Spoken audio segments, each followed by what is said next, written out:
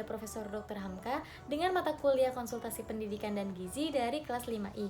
Di sini saya mau memberikan edukasi kepada seorang ibu rumah tangga yang menderita penyakit obesitas serta penyakit penyerta lainnya yaitu osteoartritis atau nyeri sendi pada lutut. Simak videonya. Halo, Assalamualaikum Ibu. Waalaikumsalam, Dek. Sebelumnya terima kasih sudah menyempatkan waktunya untuk hadir ke sini ya, Bu. Nah, perkenalkan nama saya Riri Maulita. Saya mahasiswa dari Universitas Muhammadiyah Profesor Dr. Hamka. Di sini mau memberikan edukasi atau penyuluhan terkait penyakit obesitas serta penyakit penyerta lainnya yaitu nyeri sendi lutut atau bisa juga disebut osteoartritis. Nah, sebelumnya saya mau bertanya apakah Ibu menderita penyakit tersebut dan sudah berapa lama ya, Bu? Kalau untuk obesitas, Ibu belum pasti. Cuma kalau untuk sendi lutut itu kisaran waktu kurang lebih 2 bulan terasa sakitnya. Dan sekarang sudah mulai ada pembengkakan. Baik, Itu Ibu. datang kadang ada, kadang enggak sakitnya gitu. Baik, Ibu. Nah, di sini saya akan menjelaskan apa itu obesitas, apa saja penyebabnya, faktor-faktornya, cara pencegahannya, dan hubungan antara nyeri sendi lutut tersebut ya Ibu dengan obesitas. Nah, langsung saja apa sih obesitas itu? Nah, menurut sepengetahuan Ibu obesitas itu apa ya Bu? Kalau saya sepengetahuan saya obesitas itu berhubungan langsung dengan berat badan ya. Betul sekali Bu. Langsung saja saya jelaskan spesifiknya. Obesitas ini adalah penumpukan lemak yang berlebih ataupun abnormal yang dapat mengganggu kesehatan. Nah, kondisi tersebut dilihat dari berat badan dan tinggi badan yang berlebih dari suatu ketentuan. Nah, sekarang saya mau menghitung berat badan dan tinggi badan Ibu termasuk ke dalam kategori apa, obesitas atau tidak. Nah, terakhir Ibu menimbang berat badan waktu kapan, Bu? 2 minggu yang lalu. Baik. Nah, berat badan Ibu berapa? 54. Baik. Tinggi badan Ibu? 145. Baik. Nah, sambil saya menghitung berat badan dan tinggi badan Ibu masuk ke kategori apa, silakan dibaca leaflet ini. Nah, di sini materi terkait edukasi hari ini ya Bu ya.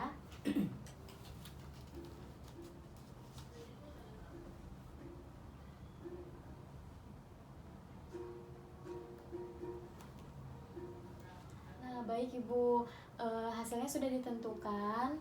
Nah, berat badan dan tinggi badan Ibu termasuk ke dalam kategori obesitas. Nah, di sini saya akan menjelaskan apa saja sih penyebabnya, faktor-faktornya, dan sebagainya. Langsung saja, penyebab dari obesitas ini adalah terjadi bila konsumsi kalori melebihi dari jumlah yang dibutuhkan oleh tubuh. Nah, misalnya Ibu yang seharusnya mengkonsumsi 1.500 kalori per hari, namun Ibu mengkonsumsi lebih dari 1.500 kalori per hari. Nah, itu menyebabkan obesitas itu terjadi.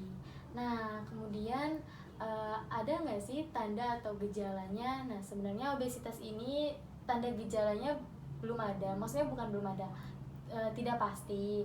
Nah, untuk menentukan seseorang terkena obesitas itu tidak hanya dilihat dari yang saya lakukan tadi, yang saya hitung. Nah, itu bisa juga dilihat dari lingkar pinggang, lingkar pinggul, kemudian lipatan kulit, dan kadar lemak di dalam tubuh yang berlebih. Nah, selanjutnya ada faktor penyebab obesitas. Nah, faktor penyebab ini apa saja sih? Yang pertama, kurang olahraga. Nah, kenapa harus kurang olahraga? Padahal olahraga ini membantu mengurangi berat badan dan membantu membakar kalori di dalam tubuh. Nah, selanjutnya ada kebiasaan makan yang keliru. Misalnya terlalu banyak mengkonsumsi makanan kaya karbohidrat dan lemak, makanan-makanan tinggi lemak seperti itu. Nah, selanjutnya ada faktor pola makan abnormal. Faktor pola makan abnormal ini ada 2 pola. Yang pertama, pola makan yang sangat banyak, dan yang kedua ada pola makan di malam hari. Selanjutnya ada faktor genetik. Nah, faktor genetik ini berpengaruh sebesar 33% terhadap berat badan seseorang. Nah, kalau faktor psikis ini sudah umum ya Bu ya, makanan menjadi pelarian ketika seseorang terkena stres, mengalami stres dan mengalami masalah atau gelisah atau risau. Nah, selanjutnya ada faktor kesehatan, ini sudah pasti. Dan yang terakhir pengaruh obat-obatan, misalnya mengonsumsi steroid dan beberapa obat-obatan antidepresi yang cenderung mampu menyebabkan penambahan berat badan. Nah, sampai sini ada yang mau Ibu tanyakan? Yaitu untuk yang faktor olahraga itu. Jadi dengan usia yang Ibu sekarang ini, olahraga apa yang baik yang harus dikerjakan, apa itu rutinitas tiap hari atau bagaimana gitu? Baik Ibu. Nah, untuk di umur Ibu atau di umur pralansia itu dibutuhkan aktivitas fisik atau olahraga yang ringan-ringan saja, tetapi tetap melakukan karena harus mengimbangi dengan asupan makan. Nah, seperti itu. Contohnya jalan di tempat saja atau jalan santai. Ya, jalan santai dan senam-senam seperti senam jantung, seperti itu untuk mencegah penyakit-penyakit komplikasi lainnya.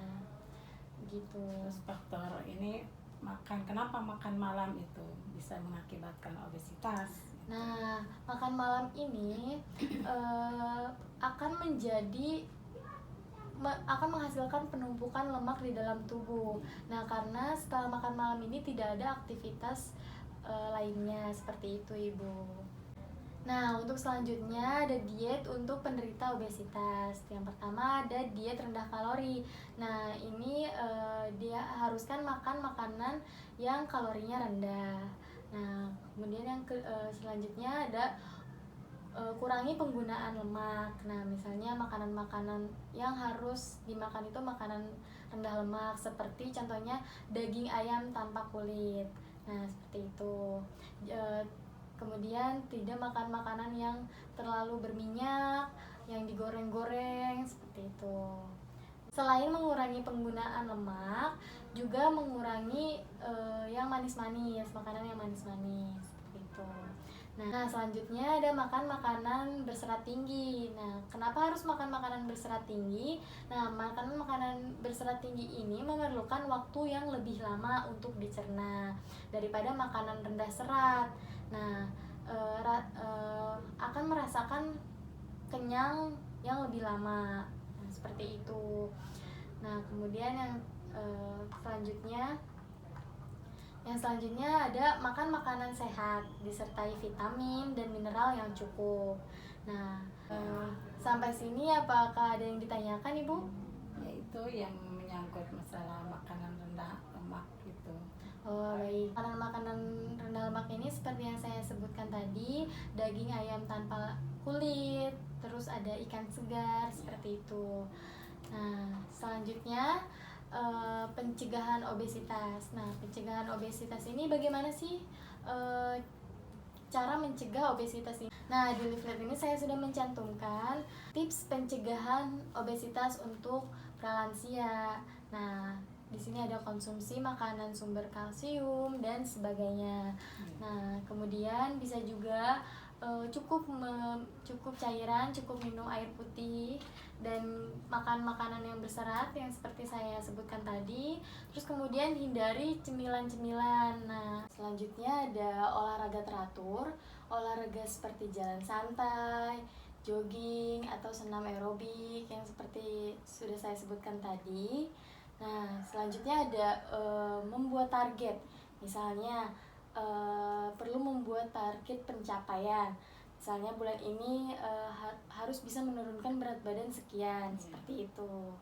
Nah, kemudian dietnya itu ada apa saja sih? Jika berat badan berlebih di atas batas normal, maka perlu dilakukan diet karbohidrat, seperti mengganti nasi dengan misalnya kentang rebus yang rendah lemak.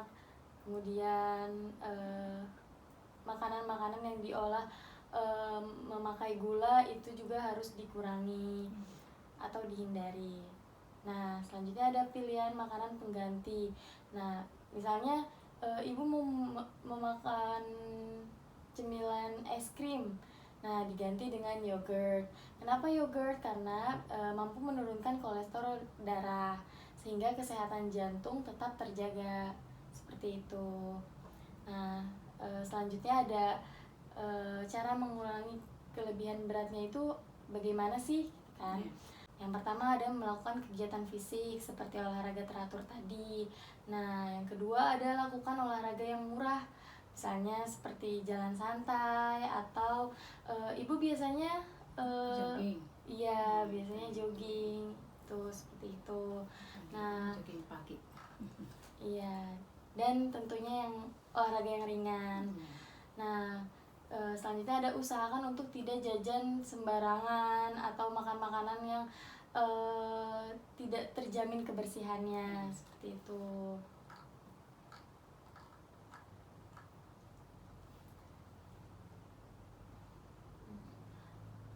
Yang selanjutnya ada meningkatkan konsumsi buah dan sayur, itu sudah pasti ya Bu. Nah, terus usahakan untuk selalu memantau berat badan. Untuk memantau berat badan dengan menimbang berat badan. Nah, jangan lupa usahakan juga untuk berkonsultasi ke tenaga ahli gizi atau dokter. Nah, sampai sini ada yang mau Ibu tanyakan? Untuk sementara apa ya saya tanyakan? Cukup aja gitu. Iya. Mungkin Cukup. untuk sekarang. Untuk sementara cukup dulu ya. Oh ya, baik.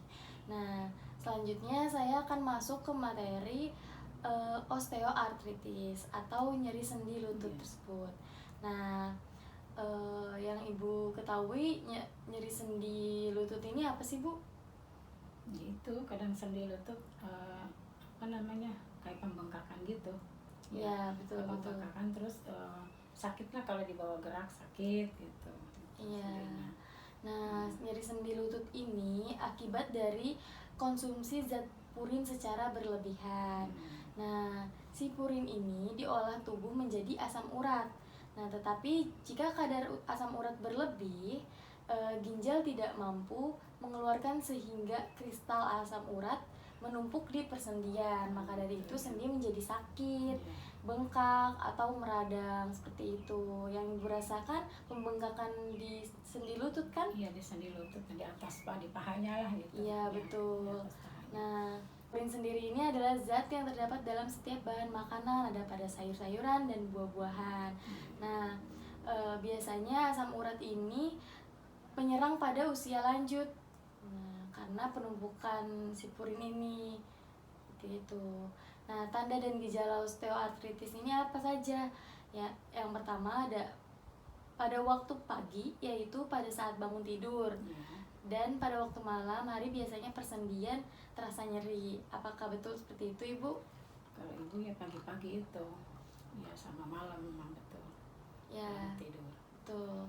Nah, yang selanjutnya rasa nyeri ini biasanya terjadi berulang kali. Ya, kemudian tanda yang ditimbulkan seperti nyeri di persendian, terus linu, ngilu, kesemutan, membengkak dan meradang, berwarna kemerahan. Nah, selanjutnya nyeri di persendian ini biasanya terjadi di bagian seperti jari tangan, jari kaki, pergelangan tangan, siku, tumit dan dengkul. Nah, untuk kasus yang lebih parah dari persendian ini akan mengalami sakit saat mengalami pergerakan, seperti itu, Ibu. Nah, sebenarnya apa saja sih faktor penyebab dari osteoartritis ini atau nyeri sendi lutut ini? Nah, yang pertama ada faktor dari luar. Faktor dari luar itu penyebab yang paling utama adalah makanan. Nah, itu adalah faktor dari luar. Asam urat dapat meningkat dengan cepat, antara lain disebabkan karena nutrisi dan konsumsi makanan dengan kadar purin tinggi. Misalnya mengkonsumsi makanan-makanan yang kadar purinnya tinggi. Nah, itu bisa menjadi penumpukan lemak yang menyebabkan osteoartritis ini. Nah, seperti itu. Faktor selanjutnya ada faktor dari dalam. Faktor dari dalam ini terjadinya proses penyimpanan metabolisme yang umumnya berkaitan dengan faktor usia. Nah, seperti itu Ibu. Dimana usia di atas 40 tahun atau pralansia yang beresiko terkena asam urat. Nah, iya betul seperti itu. Nah, selain itu, asam urat juga bisa disebabkan oleh penyakit lainnya seperti penyakit sumsum tulang, polisitemia, konsumsi obat-obatan, alkohol, obesitas yang seperti yang disebutkan tadi, dan diabetes mellitus. Nah, baik Ibu, selanjutnya apakah ada yang ingin ditanyakan? Itu masalah tadi yang disampaikan tentang makanan apa aja yang mengandung zat purin, buah-buahan atau sayuran apa. Nah, baik Ibu, buah-buahan atau sayuran apa yang mengandung zat purin tinggi ya Ibu? Ada, kalau untuk sayuran ada buncis, bayam, terus kemudian, nah kalau buah-buahan ada nanas, ada nangka, ada durian. Nah, seperti itu. Cukup jelas Ibu? Terima kasih. Ya, selanjutnya ada makanan penyebab osteoartritis atau nyeri sendi lutut tersebut dan pantangan bagi penderitanya. Nah, yang pertama ada makanan jeroan. Nah, seperti hati, otak, limpa, usus, dan paru. Nah, seperti itu. Nah, selanjutnya ada daging sapi, daging kambing, atau daging merah lainnya. Nah, kemudian ada ekstrak daging yaitu dendeng dan abon. Terus kemudian ada seafood. Dari seafood ini ada kepiting, cumi-cumi, kerang, ikan, dan udang. Nah, seperti itu. Terus ada bebek juga. Nah, makanan kaleng seperti sarden dan kornet sapi, seperti itu. Yang tadi disebutkan buah-buahan ada nanas dan durian. Terus sayuran ada bayam, buncis, daun pepaya, singkong, seperti itu. Nah, selanjutnya ada kacang-kacangan. Di kacang-kacangan ini ada toge, kacang tanah, kacang hijau, nah melinjo, seperti itu. Nah, kacang-kacangan ini termasuk juga olahannya, ada oncom, tauco, yang seperti itu Ibu. Nah, selanjutnya ada makanan gorengan, makanan yang dimasak memakai minyak yang berlebih. Nah, iya seperti itu, mentega, margarin, atau makanan yang bersantan juga. Nah, selanjutnya ada makanan yang mengandung lemak dan protein tinggi. Terus kemudian ada keju, kaldu, kuah daging yang kental, es krim yang saya sebutkan tadi. Terus kemudian ada air kelapa dan telur. Nah, sampai sini apakah cukup jelas Ibu? Cukup jelas, terima kasih. Nah, ya baik, saya lanjutkan. Selanjutnya ada komplikasi osteoartritis atau penyakit-penyakit komplikasi yang disebabkan dari osteoartritis. Nah, yang pertama ada bahaya penyakit osteoartritis pada jantung, yaitu hiperurisemia, mempunyai hubungan yang jelas dengan angka kematian yang disebabkan berbagai macam penyakit jantung dan pembuluh darah. Hiperurisemia ini adalah asam urat Ibu, yang tadi saya jelaskan. Nah, kemudian pada pasien dengan hiperurisemia dan hipertensi terdapat meningkatnya risiko 3-5 kali timbulnya penyakit jantung koroner dan stroke dibandingkan dengan yang hanya menderita hipertensi. Seperti itu Ibu. Nah, si hiperurisemia ini juga berhubungan dengan sindrom metabolik atau resisten insulin, yaitu kumpulan kelainan-kelainan dengan kadar insulin yang meningkat di dalam darah, hipertensi, kadar trigliserida darah yang meningkat, dan kadar lemak baik yang rendah, yang semuanya sering menyebabkan penyakit jantung koroner. Nah, selanjutnya yang kedua ada bahaya penyakit osteoartritis ini pada ginjal. Nah, penderita hiperurisemia mempunyai resiko menderita batu asam urat di dalam perjalanan penyakitnya. Nah, kurangnya pengeluaran asam urat ini melalui air seni bukan saja meningkatkan pembentukan batu asam urat di ginjal, tetapi juga batu kalsium oksalat. Nah, pembentukan batu asam urat ini juga dipengaruhi oleh bertambahnya keasaman air seni dan tingginya kadar asam urat di dalam air seni ini. Nah, selain daripada kadar asam urat yang tinggi di dalam urin, faktor-faktor lainnya juga mempengaruhi batu asam urat berupa volume air seni yang lebih sedikit.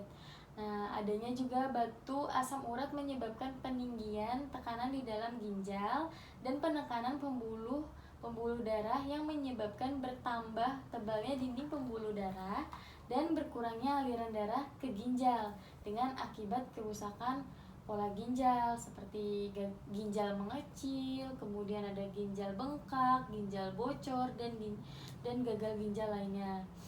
Terus selanjutnya ada cara pencegahan terhadap osteoartritis ini. Nah, yang dapat ibu lakukan untuk pencegahan terhadap nyeri sendi lutut ini, yang pertama tentunya banyak mengkonsumsi buah-buahan yang mengandung vitamin C seperti jeruk, stroberi, pepaya, dan sebagainya. Kemudian buah-buahan dan sayuran yang dapat membantu mengobati asam urat seperti buah naga, nah belimbing wuluh ya Bu. Kemudian ada sawi putih, sawi hijau, tomat, jahe, dan sebagainya. Nah, kemudian ada makanlah makanan yang banyak mengandung potasium seperti pisang, kemudian yogurt dan kentang. Nah, selain itu banyak mengkonsumsi karbohidrat kompleks juga seperti roti, singkong, ubi. Nah, seperti itu. Nah, selanjutnya mengurangi mengkonsumsi makanan-makanan manis atau minuman. Nah, minuman manis seperti sirup. Nah, kemudian makanan-makanan manis lainnya. Nah, terus untuk orang gemuk atau tadi obesitas itu sebaiknya menurunkan berat badan. Nah, dengan tips-tips dan pencegahan yang tadi saya sebutkan. Nah, kemudian ada hindari minum obat aspirin. Kemudian ada hindari bekerja terlalu keras. Nah, melakukan aktivitas yang ringan-ringan saja atau olahraga teratur yang ringan. Nah, kemudian minum air putih 8 gelas per hari, ini sudah umum. Nah, selanjutnya ada bagaimana sih cara pengobatannya? Nah, yang pertama segera kurangi atau kalau bisa hentikan mengkonsumsi makanan yang tinggi zat purinnya yang seperti saya sebutkan tadi. Nah, jika terkena penyakit asam urat, otomatis dalam tubuh terjadi penumpukan asam urat dan ginjal tidak bisa mengatasi untuk mengeluarkan zat asam urat tersebut tadi. Nah, kemudian segera hentikan makanan-makanan yang mengandung zat purin yang tinggi. Nah, selanjutnya ada perbanyaklah minum air putih. Yang sudah ditentukan tadi, minum air putih 8 gelas per hari. Nah, banyak minum air putih ini akan membantu untuk mengencerkan dan melarutkan kadar asam urat. Nah, seperti itu. Nah, kemudian selanjutnya ada konsumsi obat-obatan herbal penurunan asam urat dan penguat ginjal. Nah, apakah Ibu sering mengkonsumsi obat-obatan herbal? Nah, iya bagus seperti itu Ibu. Nah, sebenarnya kita tidak perlu untuk obat-obatan kimia dalam mengatasi atau mencegah itu. Bisa saja kita mengkonsumsi obat-obatan herbal seperti itu. Baik, seperti itu Ibu. Nah, apakah ada yang ingin ditanyakan Ibu? Ini untuk pertolongan pertama seandainya nyeri lutut itu kambuh, bagaimana? Nah, iya baik.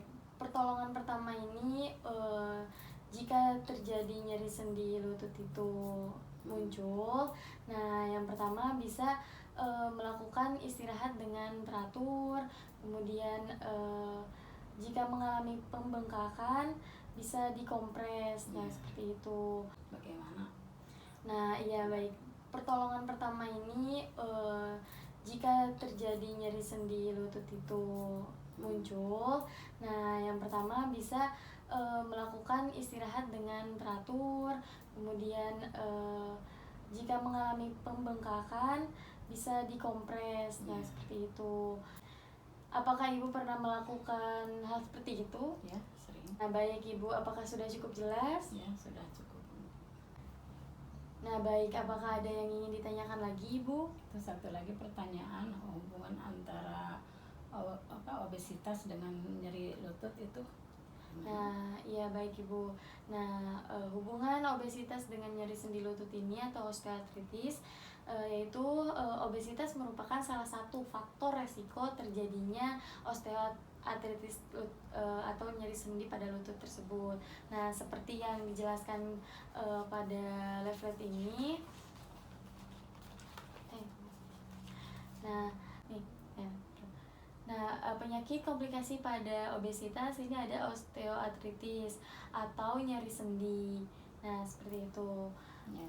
Nah, obesitas ini merupakan salah satu faktor terjadinya osteoartritis atau nyeri sendi pada lutut. Nah, seperti yang saya jelaskan di leaflet ini, penyakit komplikasi pada obesitas yaitu osteoartritis atau nyeri sendi. Nah, sendi lutut ini merupakan tumpuan dari setengah berat badan seseorang selama berjalan. Nah, berat badan yang meningkat ini akan memperberat tumpuan pada sendi lutut tersebut. Nah, pembebanan lutut ini dapat menyebabkan kerusakan struktur-struktur lainnya pada sendi lutut ini. Nah, kemudian membuat sendi lutut bekerja lebih keras untuk menopang berat tubuh. Seperti itu.